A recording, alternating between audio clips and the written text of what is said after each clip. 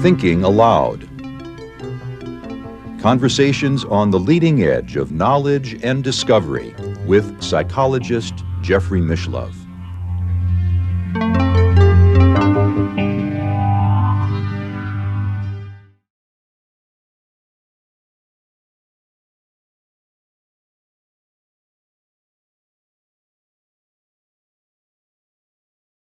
For someone such as myself, I'm a parapsychologist, and it's comfortable for me to say, well, people will be more psychic, but I think what you're suggesting is I can't even begin to imagine what that'll be like, because there'll be genetic changes and technological changes.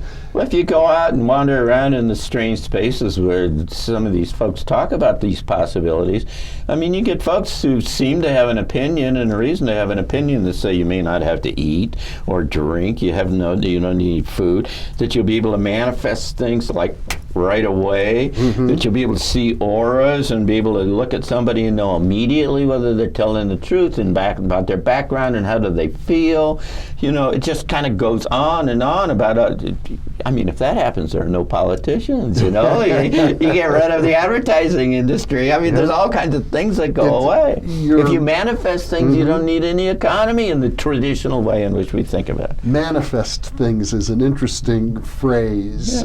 I know you quoted Cryon at one point as saying about humanity, you can do anything. I mean, really, anything. Sure. I mean, I just came from 2 weeks ago at a workshop with Joe Dispenza, Dr. Joe Dispenza, which is all about manifestation and how you get into the space, that narrowly defined kind of very large space where you drive intention and emotion together, and in that space then creation shows up. Yes. And I think that we're on the beginning and the leading edge of humanity, kind of writ large, or at least in this leading group, is starting to learn how to do that in a regular kind of and predictive way to then shape our new world and build the new world. Yeah.